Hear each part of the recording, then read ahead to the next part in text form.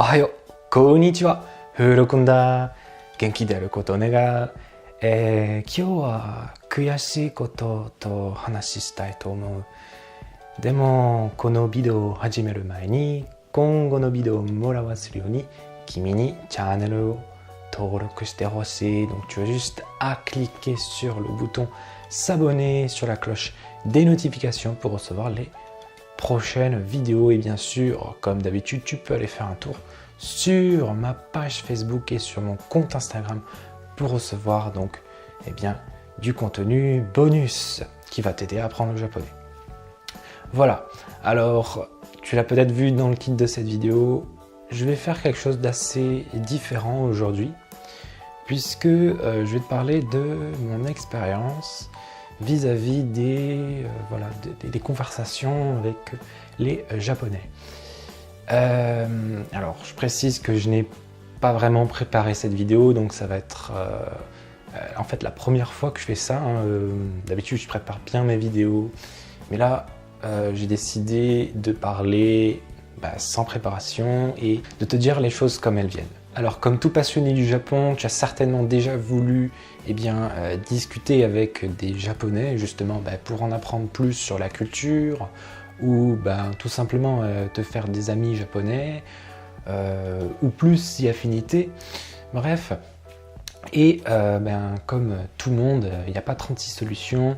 Tu es certainement allé sur des applications justement pour discuter ou intégrer des groupes de discussion, par exemple les Japonais qui veulent apprendre le français et toi qui veux apprendre le japonais. Voilà, des groupes comme ça qui permettent donc des échanges linguistiques. Alors la première fois que donc tu contactes un japonais ou que tu es contacté par un japonais, écoute, ça se passe super bien plutôt.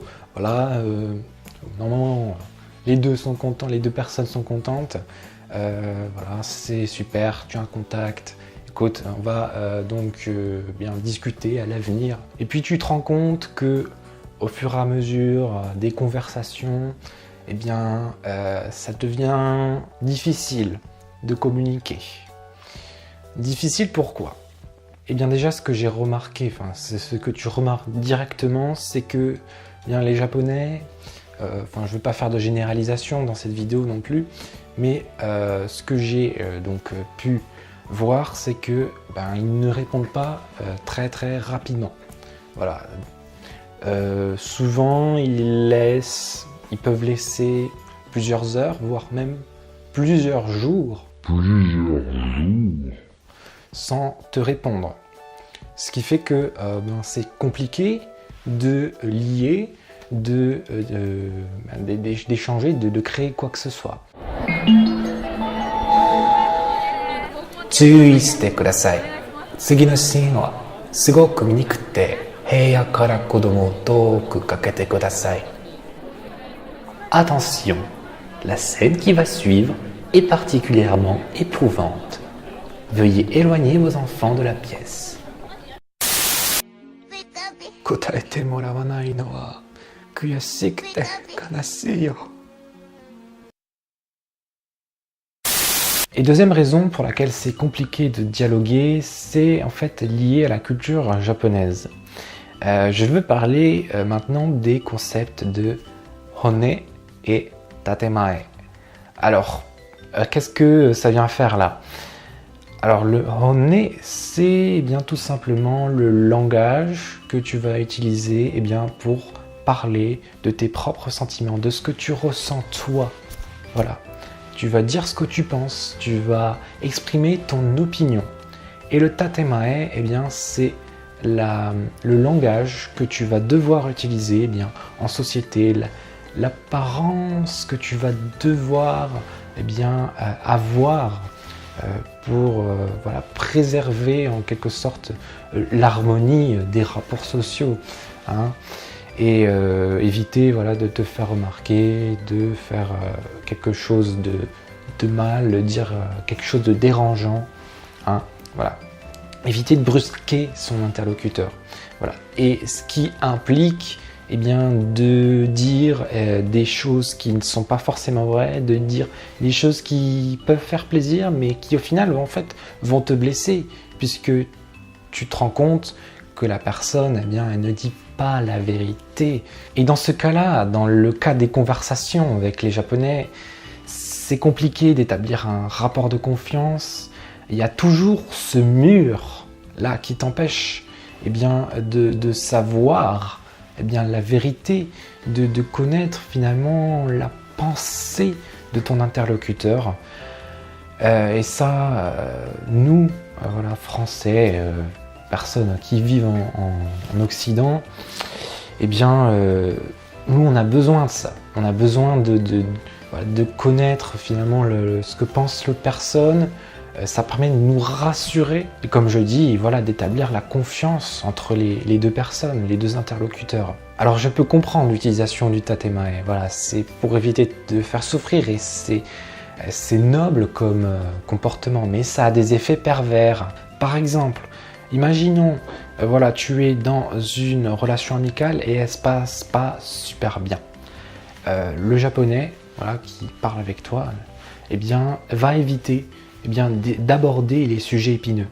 Il va prendre de la distance avec toi, beaucoup moins te parler, mettre encore plus de temps à te répondre, jusqu'à que tu comprennes finalement qu'il faut arrêter de lui parler. Et toi, bien, tant que tu ne comprends pas, tu vas continuer à lui parler. Et ce qui va amener de la souffrance. Alors, tu vois la différence avec le Japon, nous, en France, en Occident en général, nous c'est clair, hein. Voilà, quand on dit c'est fini, on le dit, hein. Alors qu'au Japon, ça reste eh bien, totalement confus, on ne sait pas, voilà. Ce qui fait que la relation dure, jusqu'à que finalement, écoute, j'en ai marre, ok, j'arrête de lui parler, hein, voilà. En fait, l'autre personne n'attend que ça. Voilà, elle ne te dira jamais, elle ne va jamais te repousser. Elle va aller dans ton sens et voilà, éviter de te blesser. Tout à fait. Donc, c'est une autre façon de fonctionner, hein, qui peut paraître difficile à accepter, difficile à comprendre. Et donc, tu le vois, les rapports sociaux au Japon sont compliqués. Du coup, toi-même, tu as tendance eh bien, à te compliquer la vie en essayant d'analyser eh bien, les conversations. Qu'est-ce qu'il dit l'autre personne? Est-ce qu'il dit la vérité? Non. Est-ce que vraiment il pense ça? Etc. Alors ce que je peux éventuellement voilà, conseiller, c'est quand même aussi prendre la distance vis-à-vis de ça. Voilà, tu peux parler et voir ce que ça donne, voir comment la relation va avancer. Si tu remarques malheureusement que voilà, tu n'arrives pas à aller plus loin, que c'est compliqué, alors je dis pas, il faut quand même persévérer un peu, mais si voilà, au bout, je sais pas, imaginons d'une dizaine de fois, voilà, c'est toujours compliqué d'établir un lien, de construire finalement quelque chose.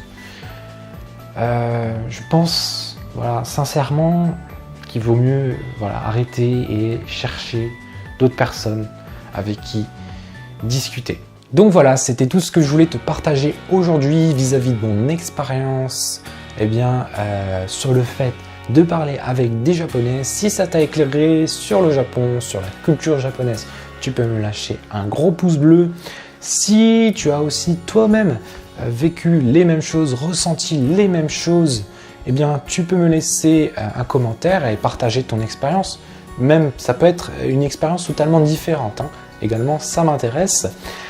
Et si tu me découvres via cette vidéo, j'ajoute également que je fais des cours de japonais. Donc, je donne également des conseils pour progresser plus rapidement en japonais.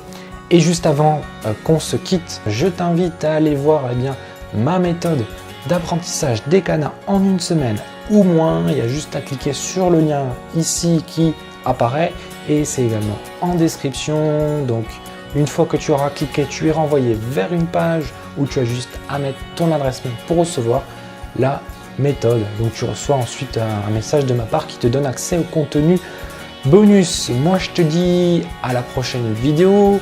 Matane et gambarone.